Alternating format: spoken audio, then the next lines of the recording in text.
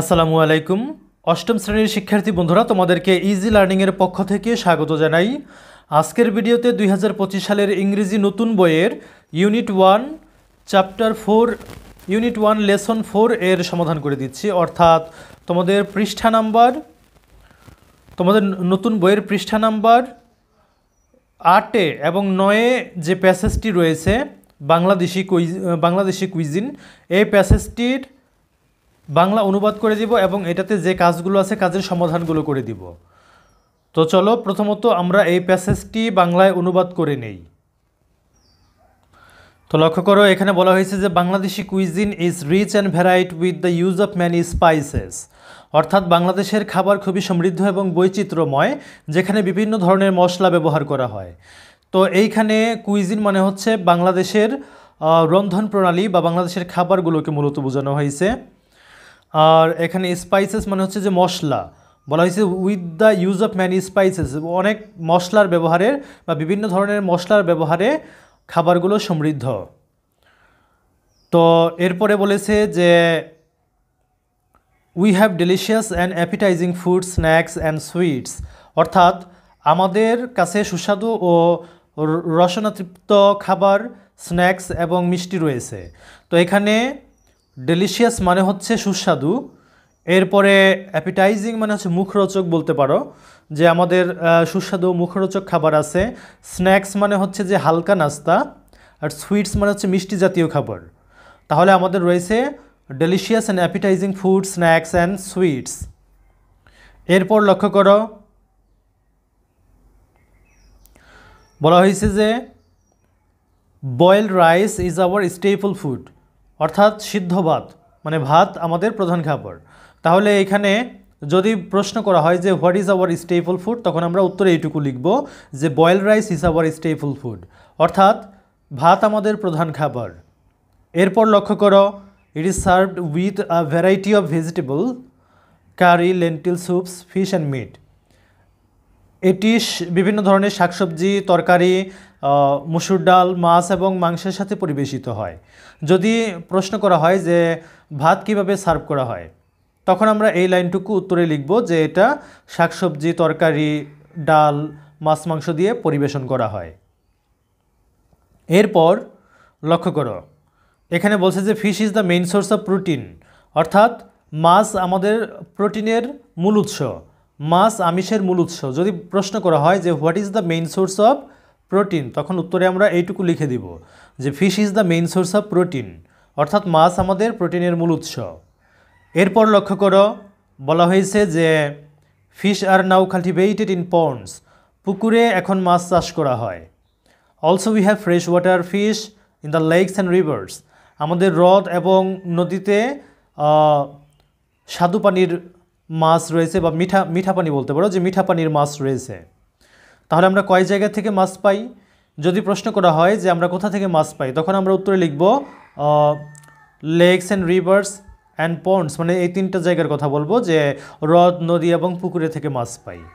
এরপর লক্ষ্য করে পরের line, more than 40 types of fish are common.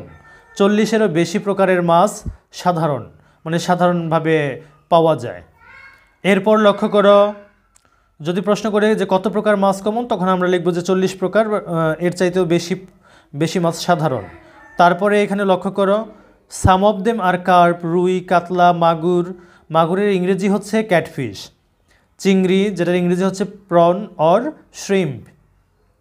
তাহলে আমাদের কিছু কিছু মাছ আছে যেগুলো খুবই সাধারণ, মানে সবাই চিনে এরকম। তো সেগুলোর মধ্যে রয়েছে রুই, কাতলা, মাগুর, চিংড়ি, শুটকি, এগুলো হচ্ছে জনপ্রিয়। এরপর বলছে যে hilsa is very popular among the people of Bangladesh. বাংলাদেশের মানুষের মধ্যে ইলিশ মাছ খুবই জনপ্রিয়। তাহলে যদি প্রশ্ন করা হয় যে কোন মাছটা বাংলাদেশের মানুষের কাছে খুব জনপ্রিয়, তখন উত্তরে আমরা লিখব hilsa is very popular among the people of Bangladesh. বাংলাদেশের মানুষের মধ্যে ইলিশ খুব জনপ্রিয়। এরপর লক্ষ্য করো পরবর্তী অংশ, এখানে বলেছে যে panta ilish is a traditional platter of panta bhat. Panta ilish একটি ঐতিহ্যবাহী খাবার। It is steamed rice soaked in water served with a fried hilsa slice. often together with dried fish, pickles, lentil soup, green chilies and onion. এটি ভেজা ভাত অর্থাৎ পানিতে ভেজানো থাকে। এটি ইলিশের টুকরা, শুকনা মাছ, আচার, ডাল, কাঁচামরিচ এবং পেঁয়াজ দিয়ে পরিবেশিত হয়। বলা হয়েছে যে it is a popular dish on the Pohela Boishakh. এটা পহেলা বৈশাখের একটি জনপ্রিয় খাবার। তাহলে পহেলা বৈশাখে কোন খাবারটা জনপ্রিয় এই প্রশ্ন করলে আমরা বলবো যে panta ilish is a popular dish on the Pohela Boishakh, অর্থাৎ পহেলা বৈশাখে পান্তা ইলিশ খুবই জনপ্রিয় একটি খাবার। এরপর আমরা নেক্সটে চলে যাই। এখানে বলা হয়েছে যে the people of Bangladesh are very fond of sweets, অর্থাৎ বাংলাদেশের মানুষ মিষ্টি খাবারের প্রতি অত্যন্ত অনুরাগী, অর্থাৎ মিষ্টি খাবার তারা খুব পছন্দ করে। Almost all Bangladeshi women prepare some traditional sweets, প্রায় প্রতিটি বাংলাদেশি নারী almost all Bangladeshi women prepare some traditional sweets, অর্থাৎ প্রায় প্রতিটি বাংলাদেশি নারী কিছু না কিছু ঐতিহ্যবাহী মিষ্টি তৈরি করে। এরপর লক্ষ্য করো, এখানে বলা হয়েছে কি যে pitha, a type of sweets made from rice flour, sugar, syrup, molasses and sometimes milk is a traditional food loved by the entire population. Pitha যা চালের গুঁড়া, চিনি, শিরা, খেজুরের রস, খেজুরের গুড় এবং কখনো কখনো দুধ দিয়ে তৈরি হয়, এটি একটি ঐতিহ্যবাহী খাবার যা সবার প্রিয়। তো এখানে মোলাসেস মানে হচ্ছে খেজুরের গুড়, সিরাপ মানে রস, সুগার মানে চিনি, ফ্লাওয়ার মানে হচ্ছে চালের গুঁড়া, রাইস ফ্লাওয়ার মানে চালের গুঁড়া। তো এরপরে লক্ষ্য করো, যদি প্রশ্ন করে যে কি দিয়ে আমাদের মিষ্টি পিঠাগুলো তৈরি করা হয়, তখন আমরা বলবো যে চিনি, সিরাপ, গুড় এবং দুধ দিয়ে তৈরি করা হয়। এরপর লক্ষ্য করো পরবর্তী অংশ, এখানে বলছে যে ডিউরিং উইন্টার পিঠা উৎসব meaning pitha festival is organised by different groups of people. শীতকালে বিভিন্ন দল পিঠা উৎসব এর আয়োজন করে, অর্থাৎ বাংলাদেশের বিভিন্ন জাতিগোষ্ঠীরা বিভিন্ন ধরনের পিঠা তৈরি করে শীতকালে। এরপর লক্ষ্য করো, বলছে যে sweets are distributed among close relatives when there is good news like births, wedding, promotions etcetera. সুখবর পাওয়ার সময় যেমন জন্ম, বিয়ে, পদোন্নতি ইত্যাদির সময় আত্মীয় স্বজনের মধ্যে মিষ্টি বিতরণ করা হয়। এরপর লক্ষ্য করো, এখানে বলছে কি যে sweets of Bangladesh are mostly milk based. বাংলাদেশের মিষ্টি সাধারণত দুধ থেকে তৈরি। The common ones are rasgulla, sandesh, rasmalai, gulab jamun, কালো জামুন অ্যান্ড চমচম। বাংলাদেশের মিষ্টিগুলো মূলত দুধের তৈরি। সাধারণ মিষ্টিগুলোর মধ্যে রয়েছে রসগোল্লা, সন্দেশ, রসমালাই, কালোজাম, গোলাপজাম, চমচম ইত্যাদি। এরপর লক্ষ্য করো, এখানে বলছে যে there are hundreds of different varieties of sweet preparations, অর্থাৎ মিষ্টির শত শত ভিন্নধর্মী প্রকার রয়েছে। Sweets are therefore an important part of the day to day life of Bangladeshi people. এ কারণে মিষ্টি বাংলাদেশের মানুষের দৈনন্দিন জীবনে একটি গুরুত্বপূর্ণ অংশ।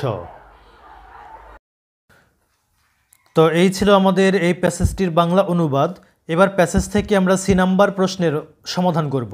সি নাম্বারে এখানে বলছে কি যে ট্রু অর ফলস, মানে সত্য অথবা মিথ্যা লিখতে বলছে। যদি ফলস হয় তাহলে কারেক্ট আনসার করতে বলছে। তাহলে প্রথমটা লক্ষ্য করো, এখানে বলছে যে our foods are rich because they have a lot of oil in them. আমাদের খাবারগুলো সমৃদ্ধ কারণ এটাতে প্রচুর পরিমাণে তেল আছে। আসলে এটা মিথ্যা। আমরা প্যাসেজে পাইলাম যে স্পাইসি থাকার কারণে, মশলাযুক্ত থাকার কারণে আমাদের খাবারগুলো সমৃদ্ধ। তাই আমরা উত্তরে লিখব হচ্ছে our foods are rich because they have, এইটুকু লিখব এখান থেকে প্রশ্ন থেকে। তারপরে আমরা প্যাসেজ থেকে লিখব এইখান থেকে because they have many spices, এইটুকু আমরা বসাবো প্যাসেজ থেকে। তাহলে আমাদের উত্তরটা হলো এরকম যে our foods are rich because they have a lot of spices অথবা দে হ্যাভ ম্যানি স্পাইসেস। এরপরে 2 নম্বরটি লক্ষ্য করো, এখানে বলছে যে we get protein mostly from fish. আমরা মূলত মাছ থেকে প্রোটিন পাই বা আমিষ পাই। তো এটা সত্য, এটা ট্রু লিখে দেব আমরা। সি নাম্বারটি লক্ষ্য করো, এখানে বলছে on Pohela Boishakh the traditional food is steamed rice and fried hilsa slice. তো এটা সত্য কথা যে পহেলা বৈশাখে পান্তা ভাত এবং ভাজা ইলিশ মাছের টুকরো জনপ্রিয়। তারপরে এইখানে 4 নম্বরটি লক্ষ্য করো, পিঠা উৎসব takes place almost all the year round in Bangladesh. বলছে বাংলাদেশে প্রায় সারা বছর পিঠা উৎসব হয়। তো এটা মিথ্যা, কারণ আমরা প্যাসেজে পেয়েছি এখানে যে শীতকালে পিঠা উৎসব হয়। একটু লক্ষ্য করো প্যাসেজে, ডিউরিং উইন্টার পিঠা উৎসব meaning pitha festival is organised by different groups of people. তার মানে শীতকালে পিঠা উৎসব হয়, ডিউরিং উইন্টার। তো উত্তরটা আমরা এইভাবে লিখব যে পিঠা উৎসব takes place during winter in Bangladesh. এইখানে আমরা এইটুকু বাদ দিয়ে বসাবো ডিউরিং উইন্টার। তারপরে লক্ষ্য করো 5 নাম্বারটি, এখানে বলছে sweets are not much appreciated by the people of Bangladesh. বাংলাদেশের লোকজনেরা সুইট বেশি একটা পছন্দ করে না এমনটা বলছে। তো আমরা উত্তরে লিখব ফলস, কারেক্ট অ্যান্সার লিখবো এইভাবে যে সুইটস আর মাচ অ্যাপ্রিসিয়েটেড। এইখানে যদি শুধুমাত্র নটটা আমরা বাদ দিয়ে দিই তাহলে উত্তরটা সঠিক হয়ে যায় যে sweets are much appreciated by the people of Bangladesh. অথবা তোমরা চাইলে এইখান থেকে সরাসরি এই লাইনটা তুলে দিতে পারবে। এখানে একটা লাইন আমরা পেয়েছিলাম প্যাসেজে যে বাংলাদেশের লোকজনেরা মিষ্টি খুব পছন্দ করে, এই যে এই লাইনটা, the people of Bangladesh are very fond of sweets. এইটুকু বসাই দিলেও তোমাদের উত্তর হয়ে যাবে। এরপর আমরা ডি নাম্বার যে প্রশ্নগুলো আছে সেগুলো এবং ই নাম্বার যে প্রশ্নগুলো আছে সেগুলোর উত্তর এখন করব। তো চলো ডি নাম্বার প্রশ্নের উত্তরগুলো আমরা দেখি। তো লক্ষ্য করো এখানে 1 নম্বর প্রশ্নটি ছিল তোমাদের what has made Bangladeshi food so special. কোন জিনিসটি বাংলাদেশের খাবারকে এতটা বিশেষ করেছে। উত্তরে আমরা লিখব the use of many spices has made Bangladeshi food so special. অনেক ধরনের মশলার ব্যবহার বাংলাদেশি খাবারকে এতটা বিশেষ করেছে। তো এখানে আমরা প্যাসেজ থেকে উত্তরটুকু নিয়ে নিব এভাবে। খেয়াল করো প্যাসেজটা আমি তোমাদেরকে দেখাই যে প্যাসেজের যে লাইনটি ছিল প্রথম লাইন সেখান থেকে আমরা উত্তরটি নিয়েছি। এই যে এখান থেকে আমরা যে the use of many spices প্যাসেজের এই অংশটুকু আমরা প্রশ্নে হোয়াট বাদ দিয়ে বসাবো। তাহলে আমাদের উত্তরটা হবে এরকম যে, লক্ষ্য করো তাহলে আমাদের উত্তরটা হবে এরকম যে the use of many spices, তারপরে প্রশ্ন থেকে এইটুকু আমরা বসাই দিব যে has made Bangladeshi food so special. অনেক ধরনের মশলার ব্যবহার বাংলাদেশি খাবারকে এতটা স্পেশাল বানিয়েছে। অথবা তোমরা চাইলে উত্তরটি এভাবেও করতে পারো যে Bangladeshi cuisine is rich and varied with the use of many spices. অর্থাৎ বাংলাদেশি খাবার মশলাদার এবং বৈচিত্র্যময় হওয়ার কারণে এটি বিশেষ। মানে প্রশ্নের যে প্রথম লাইনটি, প্যাসেজের যে প্রথম লাইনটি আছে সেটি তোমরা সরাসরি বসায় দিতে পারো, তাতেও তোমাদের উত্তরটা হয়ে যাবে। তোমরা এই লাইনটি সরাসরি বসিয়ে দিলেও হয়ে যাবে। তারপরে 2 নম্বর প্রশ্নটি লক্ষ্য করো। এখানে আমাদের ডি নাম্বারের 2 নম্বর যে প্রশ্নটি ছিল সেটি হচ্ছে where do we get fish from. আমরা মাছ কোথা থেকে পাই। উত্তরে আমরা লিখব we get the fishes from. We get the fishes from, আমরা মাছ পাই রিভার্স নদী থেকে, লেকস পুকুর থেকে, অ্যান্ড পন্ডস লেকস মানে হ্রদ থেকে এবং পুকুর থেকে। আমরা প্যাসেজে এই 3টা জায়গার নাম পেয়েছিলাম যেখান থেকে আমরা মাছ পাই। এরপর 3 নম্বর প্রশ্নটি লক্ষ্য করো। এখানে 3 নম্বর প্রশ্নে বলা হয়েছে apart from fish what other foods do we eat with rice. মাছ ছাড়া আরও কী ধরনের খাবার আমরা ভাতের সঙ্গে খাই। উত্তরে আমরা লিখব প্রশ্ন থেকে এইটুকু বসাবো যে অ্যাপার্ট ফ্রম ফিশ, মাছ বাদে, এখানে আমরা বসিয়েছি যে অ্যাপার্ট ফ্রম ফিশ মাছ বাদে উই ইট আমরা খাই। তারপর কি কি খাই সেটা আমরা প্যাসেজ থেকে নিব। আমরা প্যাসেজ থেকে এই অংশটুকু নিব যে vegetables, curry, lentil soup, fish and meat. আচ্ছা ফিশ তো বাদ, সরি, ফিশ বাদ দিয়ে আমরা বলবো অ্যান্ড মিট। তাহলে vegetables, curry, lentil soups and meat, এইটুকু আমরা প্যাসেজ থেকে বসাবো। তাহলে আমাদের উত্তরটা ফাইনালি হলো এরকম যে apart from fish we eat vegetables, curry, lentil soups and meat. এখানে আমরা ফিশটা বাদ দিয়ে দিব, ফিশটা বাদ, কারণ আমরা প্রথমেই বলে নিয়েছি যে অ্যাপার্ট ফ্রম ফিশ মানে মাছ বাদে we eat vegetables, curry, lentil soups and meat, এটুকু আমরা বলবো। মাছ ছাড়া আমরা ভাতের সঙ্গে শাকসবজি, তরকারি, ডাল এবং মাংস খাই, মাছ বাদ। এরপরে চতুর্থ নাম্বার প্রশ্নটি লক্ষ্য করো। এখানে চতুর্থ নাম্বার প্রশ্নে বলা হয়েছে যে why R sweets an important part of our life, মিষ্টি কেন আমাদের জীবনের একটি গুরুত্বপূর্ণ অংশ। উত্তরে আমরা লিখব sweets are an important part. এখান থেকে লক্ষ্য করো, প্রশ্ন থেকে আমরা নিব sweets are an important part of our life. প্রশ্ন থেকে এটুকু আমরা বসাবো যে sweets are an important part of our life, মিষ্টি আমাদের জীবনের একটি গুরুত্বপূর্ণ অংশ। তারপরে আমরা বসাবো অ্যাজ, যেহেতু। তারপরে আমরা এখান থেকে এই পর্যন্ত যতটুকু আছে এটুকু আমাদের প্যাসেজে সরাসরি একটা লাইন আছে, আমি লাইনটা তোমাদেরকে দেখিয়ে দিচ্ছি। এই লাইনটা আমরা এখানে বসিয়ে দিয়েছি। তো লাইনটা লক্ষ্য করো, এখানে এই যে লাইনটা আছে সুইটস অফ বাংলাদেশ আর এটা না, এই যে লাইনটা সুইটস আর ডিস্ট্রিবিউটেড এবং ক্লোজ রিলেটিভ, এই লাইনটা আমরা সরাসরি বসিয়ে দিব। তাহলে ফাইনালি আমাদের উত্তরটা হবে এরকম, sweets are an important part of our life, মিষ্টি আমাদের জীবনের একটা গুরুত্বপূর্ণ অংশ। অ্যাজ সুইটস আর ডিস্ট্রিবিউটেড এবং close relatives when there is good news like births, wedding, promotions etcetera. যেহেতু মিষ্টি আমাদের জীবনের একটি গুরুত্বপূর্ণ অংশ, কারণ জন্ম, বিয়ে, পদোন্নতি ইত্যাদির মতো ভালো খবরের সময় মিষ্টি আত্মীয় স্বজনের মধ্যে বিতরণ করা হয়। তাহলে ফাইনালি আমাদের উত্তরটা আসলো এটা। এরপর ই নাম্বারের যে প্রশ্নগুলো ছিল সেগুলোর উত্তর করব এখন আমরা। ই নাম্বারের প্রথম যে প্রশ্নটি ছিল সেটি ছিল এরকম, describe a Bangladeshi food item that you like best, অর্থাৎ তোমার পছন্দের একটি বাংলাদেশি খাবার বর্ণনা করো। তো সে প্রশ্নের উত্তরে আমরা এভাবে লিখব যে আই লাইক পান্তা ইলিশ, আমি পান্তা ইলিশ পছন্দ করি। Which is a traditional platter of panta ভাত, যেটি পান্তা ভাতের একটি ঐতিহ্যবাহী খাবার। It is steamed rice soaked in water and served with fried hilsa slice, often together with dried fish, pickles, lentil soup, green chilies and onion।